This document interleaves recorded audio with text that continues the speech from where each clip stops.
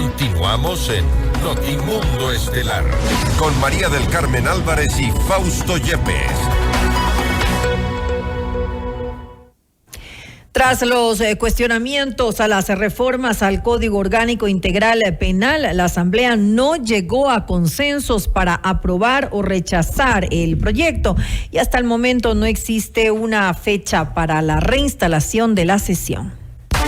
La noticia requiere profundidad. En Notimundo están los protagonistas de la noticia. A esta hora hacemos contacto con la licenciada Gisela Garzón, asambleísta por la Revolución Ciudadana, para hablar sobre este polémico debate por las reformas al Código Orgánico Integral Penal. Gisela, gracias por estar con nosotros. Fausto Yepes le saluda, bienvenida. Hola Fausto, ¿cómo está? Buenas noches ya con usted y con la audiencia. Gracias por la invitación y a las órdenes. Gracias nuevamente. Bueno, se ha tildado de polémicas estas reformas precisamente porque habría habido estas últimas incorporaciones de reformas que no habrían sido discutidas antes. ¿Y por qué hacerlo por debajo de la mesa? ¿Por qué hacerlo de forma oculta? Esa es un poco la pregunta que queda en el aire.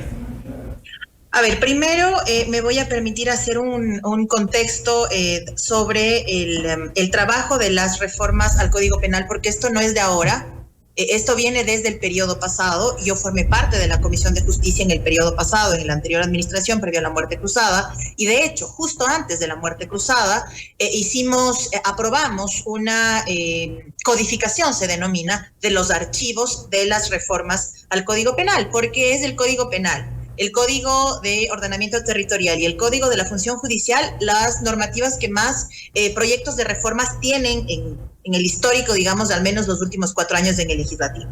En su momento, entonces, avanzábamos de cara a las aprobaciones, pero primero hicimos una codificación de los archivos, los agrupamos y lo tratamos de esa manera. Pero para entonces, y desde el anterior periodo habíamos... Sí, para entonces no se habló del recurso de revisión, para entonces no se habló del levantamiento de la reserva, de la investigación previa, para entonces no se habló, por ejemplo, de los derechos de participación.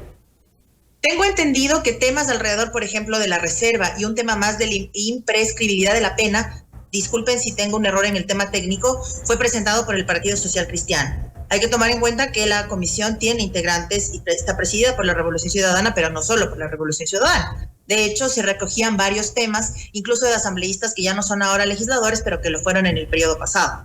Entonces, en ese contexto, iba avanzando el tema por la cantidad de reformas presentadas. ¿Por qué se le pone acelerador un poco estas reformas? Porque la Asamblea como institución se comprometió a ello el mismo día de la declaratoria de estado de conflicto interno armado. Recordará usted, Fausto, y a la audiencia que hubo una rueda de prensa conjunta del presidente de la Asamblea con las diferentes bancadas y tomaron esa decisión institucionalmente hablando, me refiero. Tanto en el tema de respaldar el decreto del presidente como en agilitar esta normativa. Y por eso es que se presentaban sanciones más drásticas a delitos como el secuestro, la extorsión y demás. Y en este contexto entran además también condiciones que a mi criterio tienen que ver con la convencionalidad que debe tener cualquier ley, mucho más un código de esta naturaleza, en un contexto tan importante y tan delicado, y que además pone en evidencia o muestra la realidad de la crisis del sistema de justicia. Pero explíquenos un poco más, por favor, que hay versiones alrededor de este tema. Explíquenos un poco más lo de la convencionalidad. Perdón, no le escuché. Explíquenos un poco más qué es esto de la convencionalidad, porque no. Convencionalidad, sí. Nosotros como Estado, como país, somos firmantes de convenciones y tratados tanto de derechos humanos, interamericanos y demás. Por eso, fundamentalmente en los temas de género, por ejemplo, hablamos de la importancia de respetar las convenciones de las que Ecuador es país firmante. Y en este caso se refiere a lo mismo. Y hay varios análisis a ese mismo respecto. Es decir, incluir esto como la posibilidad de la presencia de decisiones de Corte Interamericana, en cualquier sea el caso, lo que hace habla de comisión, no de Corte Nacional y darle una exigencia Pero adicional. En el texto se habla de comisión, no de Corte. En el texto se habla de la Comisión Interamericana, no de la Corte. Sí, de acuerdo, pero estamos hablando de el paraguas. No confundamos los dos términos, que creo que son, hay que especificar esa diferencia. Voy a permitirme dar lectura a uno de los criterios jurídicos que recogía varios casos o varias, lo que se conoce como el derecho comparado en el legislativo, que tienen que ver con diferentes tipos de sentencias de otra naturaleza, pero que dan un antecedente en este sentido. Lo planteaba el abogado Jorge Sosa, que en algún momento fue parte de la Unidad Técnica Legislativa en la Asamblea y que en su momento pudo dar seguimiento a esto. Por ejemplo, él hablaba de que existen cortes como el caso Suárez, caso Tibi, caso Chaparro, entre otros, con fondo de Corte Interamericana de Derechos Humanos e informes de Naciones Unidas contra el Ecuador. Y él planteaba que este tipo de escenarios pueden o permitirían que la Corte Nacional de Justicia enfrenten de mejor manera cuando hay cortes superiores, las instancias internacionales, que pueden rever cualquier tipo de sentencias de esta índole. Ahora, no es que haciendo la reforma en el COIP pasaban cualquier tipo de sentencia y se levantaba cualquier tipo de juzgamiento. Regresaba a Corte Nacional de Justicia nuevamente. Entonces, pero hablamos de ahí, Gisela, yo creo que hay que establecer esa diferencia porque hablamos en un caso de sentencias de Corte Interamericana y aquí hablamos en el texto propuesto para las reformas del Código Orgánico Integral Penal de informes de Comisión Interamericana, además de comités de derechos humanos. Y allí radica precisamente el cuestionamiento, no desde el periodismo necesariamente, pero sí de juristas que están precisamente en temas de derechos humanos, de penalistas, de quienes están directamente relacionados con esta temática y que son técnicos en esto. Es decir, el cuestionamiento va sobre los informes de comisión o de comités. Sí, y de hecho ese era uno de los cuestionamientos de la redacción, era uno de los cuestionamientos, por ejemplo, del Partido Social Cristiano, que no lo veía como una cuestión negativa, pero que pensaba que era posible mejorar la redacción. Y uno de los escenarios en su momento para la votación fue dividir la votación para que esto pase a un análisis mucho más amplio, si fuera el caso, y avanzar y no trabar el tema. Pero veo, digamos, bien que al menos se quede suspendido hasta poder avanzar.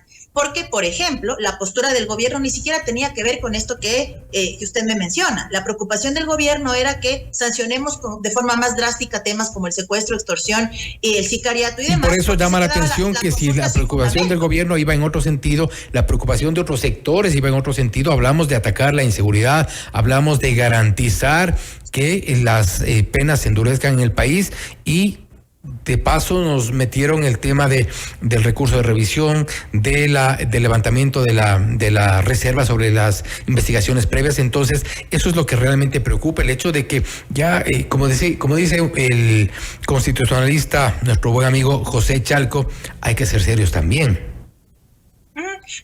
A lo que voy es que se ha generado una narrativa alrededor de este tema, pero poco se ha dicho que estas reformas, por ejemplo, evitarían el tema de la consulta, y esa ya la preocupación del gobierno, por poner un ejemplo.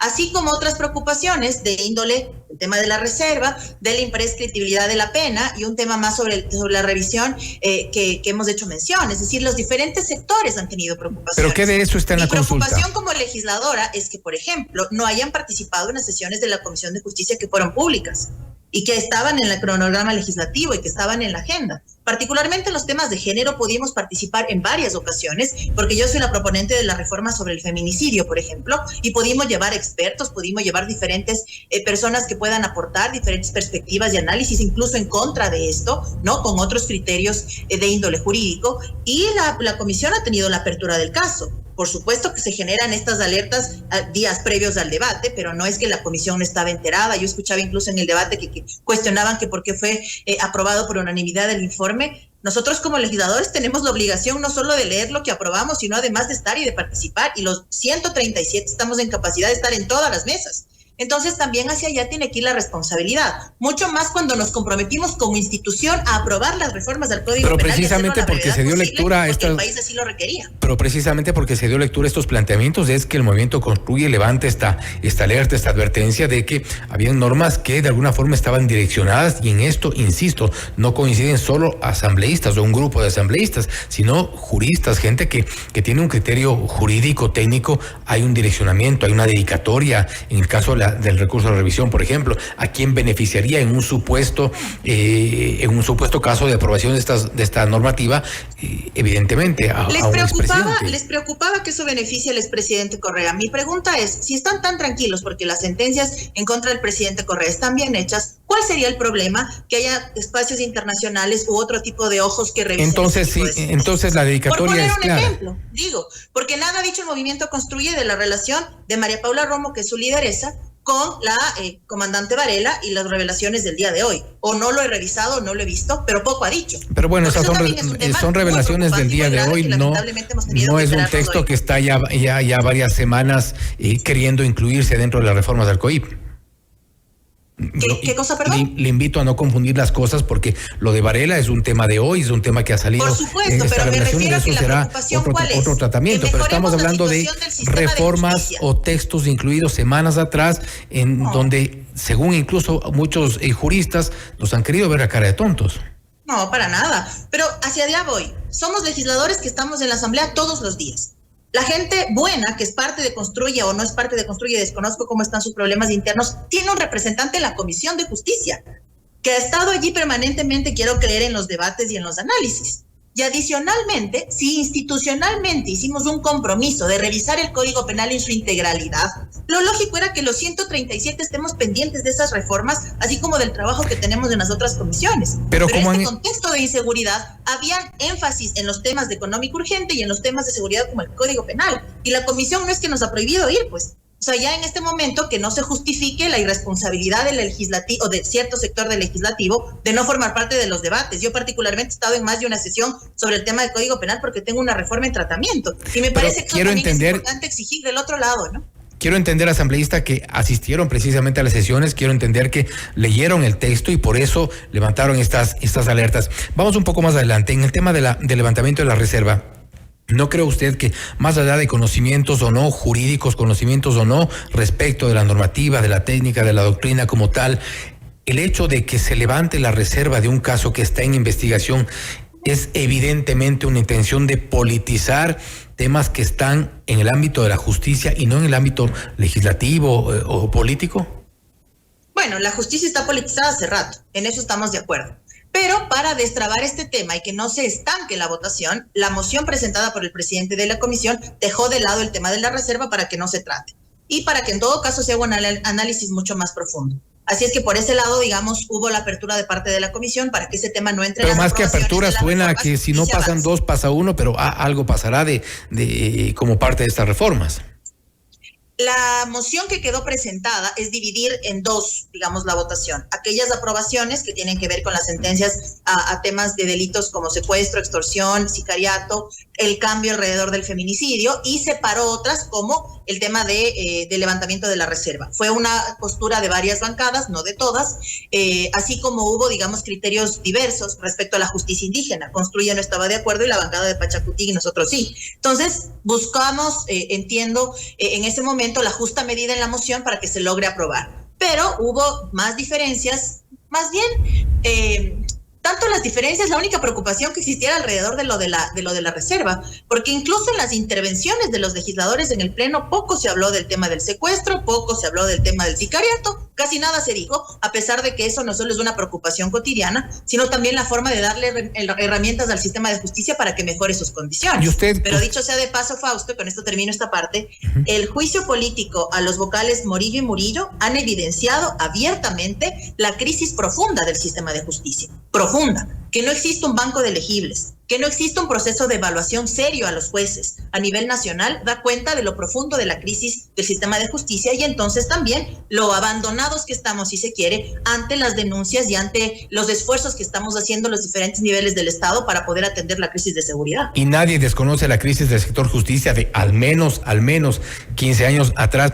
Asambleísta, ¿y usted qué ha leído? ¿Usted cree que el sistema judicial, que el Código Orgánico Integral Penal no otorga las herramientas suficientes para sancionar, para condenar temas de sicariato, temas sobre los cuales existe la preocupación primordial hoy en la ciudadanía?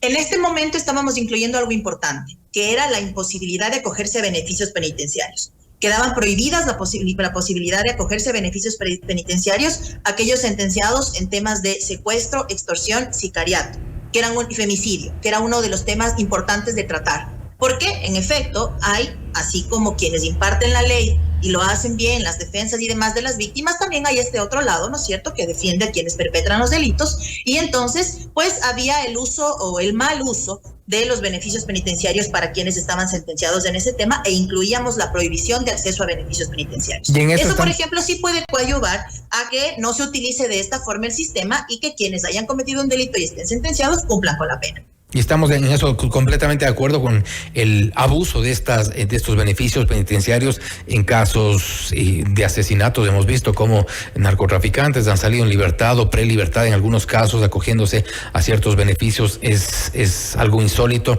Pero más allá de eso, creo que es importante en el contexto de estos 87 artículos, si no me equivoco, que son los 86 reformas. 86 reformas. ¿Son necesarias realmente o estamos queriendo incluir cosas que no son al menos una prioridad? Yo considero que sí son necesarias, porque además cuando reformamos la primera vez el Código Penal hacia el 2014, habíamos pasado un largo periodo de tiempo sin hacerlo, pero estábamos en un contexto de seguridad distinto. Al 2019 hubo reformas adicionales entendiendo el contexto del país en ese momento, pero al día de hoy, más allá que no se deba creer per se en un sistema punitivo, hasta lograr salir de la crisis en la que estamos, sí debería tener el sistema de justicia mejores herramientas desde las leyes. Al menos ese es el criterio que tenemos. No es precisamente que el punitivismo sea la salida a todos los problemas, pero al momento, cuando el gobierno está enfrentando de alguna forma, a través de la toma de las cárceles y demás, de alguna forma está enfrentando el tema de la crisis, tener herramientas jurídicas permiten de alguna forma hacerlo de mejor manera, sancionar de forma más drástica. Hasta en adelante, como ha dicho la ministra Palencia, por ejemplo, reestructurar el sistema de rehabilitación social y tener otro enfoque desde las prisiones. Lo dijo en la Comisión de Transparencia de la que ahora soy parte. Dijo que ya creen un sistema de rehabilitación que sostenga la posibilidad de reinserción de cierto sector de la población penitenciaria y que lo debían hacer, pero que iba a tomar tiempo, y estoy de acuerdo que iba a tomar tiempo porque está destruido todo. Pero al menos hasta que lleguemos a ese punto, que será al mediano plazo, generar herramientas y normativas que permitan sancionar de forma más drástica el cometimiento de estos delitos es una alternativa. Y es una ley perfectible como todas, pero fundamentalmente el Código Penal además podía dar pasos importantes en el tema de género. Y allí mi preocupación, porque poco se ha hablado del tema de feminicidio, poco se ha hablado de las responsabilidades del Estado, y sin embargo siguen muriendo mujeres todos los días. Y entonces hay que ir dando pasitos importantes en esta intención que tenemos todos de recuperar la paz de nuestro país. Lo que ocurre es que en los temas de feminicidio, en los temas de sicariato, por ejemplo, en esos temas relacionados con el endurecimiento de penas, no existe realmente una diferencia de criterios, al menos entre los asambleístas que hemos logrado consultar. Lo que existe, la diferencia es en cuanto a lo que podría beneficiar a prófugos de la justicia. Pero insisto, mi pregunta ahí, ¿cuál es la preocupación que se revisen sentencias si están tan bien hechas? Si la sentencia de influjo psíquico, la por preocupación ejemplo, es que haya órganos que no tienen jurisdicción, que no tienen competencia para inmiscuirse en otras funciones del Estado. Es decir, o sea, no, la preocupación radica en que un comité de derechos humanos no puede influir en decisiones jurisdiccionales en nuestro país. Pero es que no se va a interferir en nada, porque si es que pasaba el tema de la revisión, llegaba a instancias internacionales, estas fallaban a favor y retornaba al país. Pero es que estamos estamos alterando la esencia de un recurso de revisión que es por... En lo absoluto. Pero entonces Colombia también lo hace mal. Y Argentina también lo hace mal, y Uruguay también lo hace mal, porque el derecho comparado nos ponía experiencias cercanas al respecto del uso de esta posibilidad. Pero estamos legislando para Ecuador o para Colombia o para Argentina o para Uruguay. Si posiblemente eso se activaba, pongámonos sobre los supuestos. Llegaba a las instancias de cortes interamericanas y demás, volvía al Ecuador y llegaba el recurso de revisión. No llegaba a la Asamblea ni a mi bancada, llegaba a manos de la actual Corte Nacional de Justicia. Yo insisto. Y esa era la que tenía que hacer el procedimiento, no nosotros. Y particularmente yo he tenido cuestionamientos con ciertos integrantes de la Corte Nacional de Justicia, por supuesto. Con otros no, porque han mostrado probidad. Pero hay puntuales que no lo han hecho. Entonces, ¿cuál era allí digamos, la traba? No es que iba a la Asamblea, pues la sentencia y por voto de la Asamblea se levantaba cualquier tipo de sanción. No, pues regresaba al mismo sistema de justicia. Además, dicho sea de paso, el Código Penal es el que más reformas tiene. Entonces, que sean 86 en realidad es poco para la cantidad de reformas que de las son 200 y algo de reformas al Código Penal. Entonces, en realidad estamos tarde en este tema porque la importancia que tiene este código exige que se vaya avanzando de esta forma, priorizando los tiempos y las necesidades actuales sin desconectarnos con aquellos otros temas como tránsito, por ejemplo, que será un bloque que tendrá que tratarse más adelante. Insisto, asambleísta, en que como ustedes no deberían confundir entre las decisiones, las sentencias de una corte interamericana que las resoluciones o informes de comités de derechos humanos. Creo que sí es importante distinguir entre las dos instancias y mucho más si son ustedes asambleístas. Claro, pero quien iba a definir la pertinencia de eso no era la Asamblea, sino la Corte Nacional, que iba a tramitar eso cuando llegue a sus manos, si es que ese hubiese sido el escenario. Es decir, la Asamblea hace una reforma, pero al final la decisión estaba en manos de Corte Nacional, no de los asambleístas, y en la Corte Nacional hay perfiles probos, así como otros cuestionados, pero es de la instancia donde tenían que hacerse las revisiones, no en la Asamblea. La Asamblea lo único que estaba haciendo es generar una normativa adicional con base en convenciones y demás, pero lo subsiguiente le correspondía a Corte Nacional. Esperamos la reinstalación de la sesión para ver qué ocurre y cuál es la decisión de los asambleístas. Nuevamente, Gisela, gracias por haber estado con nosotros.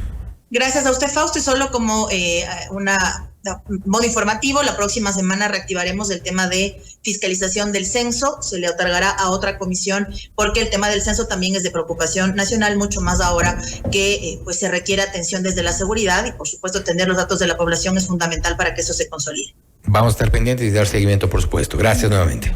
Gracias a ustedes.